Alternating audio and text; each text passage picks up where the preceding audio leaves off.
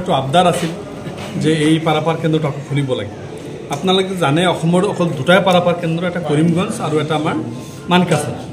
কৰিমগঞ্জটো পিছত খুলিলে, কিছুদিন আগত খুলিছে, কিন্তু আমাৰ গোটেই উত্তৰ অসম, মধ্য অসম, নামনি অসম গোটেই মানুহখিনি হয় ত্ৰিপুৰা হৈ যায়, নহ'লে আমাৰ কলকাতা বেংগল হৈ যায়, কেতিয়াবা কোনোবা মেঘালয় হৈও যায়। এতিয়া প্ৰশ্নটো হৈছে যে আমাৰ এই পাৰাপাৰ কেন্দ্ৰ অত্যন্ত গুৰুত্বপূৰ্ণ। এটা সময়ত মানুহ মংগলদৈৰ মানুহ, নলবাৰীৰ মানুহ, বিভিন্ন ঠাইত গুৱাহাটীৰ মানুহ ইফালেদি আহিছে। আজি সেইখিনি মানুহ কিন্তু ইফালেদি নাহে। তো এতিয়া আমাৰ প্ৰশ্নটো হৈছে এই পাৰাপাৰ কেন্দ্ৰটো মই এছেম্বলিত তিনিবাৰকৈ উত্থাপন কৰিছোঁ, ইষ্ট এক্ট পলিচিক দৃষ্টি আকৰ্ষণ কৰিছোঁ। তাৰপিছত মাননীয় মুখ্যমন্ত্ৰীটো আনচাৰ দিছে, চন্দ্ৰমোহন পাটোৱাৰী ডাঙৰীয়াই আনচাৰ দিছে, কিন্তু কাম হৈ থকা নাছিল। আৰু AADCৰ ফালৰ পৰা তেখেতসকলে কৈছে আমাৰ সকলো কাম শেষ।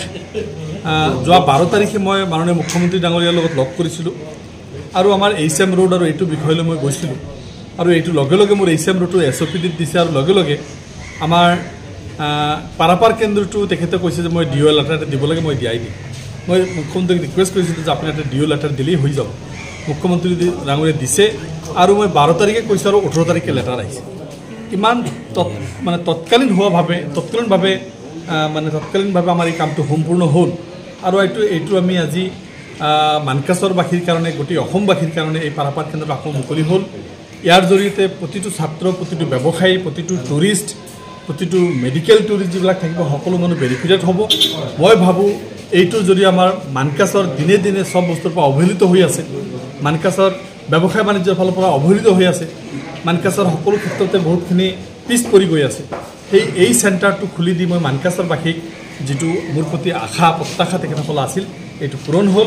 অহা দিনত যাতে এইটোৰ জৰিয়তে মানকাছৰবাসীৰ অৰ্থনৈতিকভাৱে স্বাৱলম্বী আহে, মানকাছৰবাসী যে অৰ্থনৈতিকভাৱে শক্তিশালী এটা অৱস্থানত যায়, তাৰ কাৰণে মই আশা ৰাখিছোঁ। ফাৰ্ষ্ট গভৰ্ণমেণ্ট অফ ইণ্ডিয়া এটা ডিৰেকশ্যন দিছিলে reopening of immigration centre from Mankachar India to Bangladesh.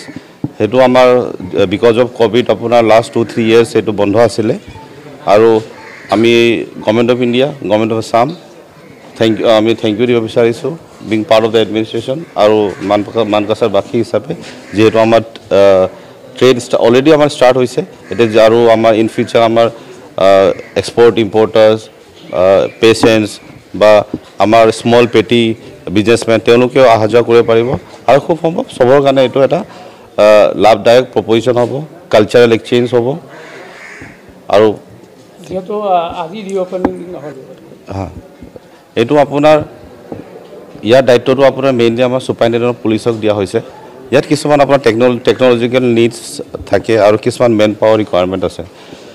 সদ্যহতে আপোনাৰ এজন ASI ৰেংকৰ ষ্টাফ তেওঁক ষ্টেচন কৰা হ'ব, আৰু আমাৰ যোন আমাৰ ডিষ্ট্ৰিক্টৰ বৰ্ডাৰ DSP আছে তেওঁ অভাৰঅল ইনচাৰ্জ হ'ব। আৰু in future within a Spain of around 1 month আমাৰ এজন DSP ৰেংকৰ অফিচাৰ আৰু এডিশ্যনেল ষ্টাফ ইয়াত ষ্টেচন হোৱাৰ আমাৰ খবৰ পাইছোঁ, বাট কনফাৰ্মেশ্যন পোৱা নাই এতিয়ালৈ।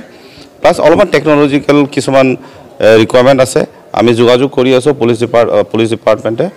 চ' খুব সম্ভৱ উইদিন এ মান্থ চব শ্বৰ্ট আউট হৈ যাব লাগে।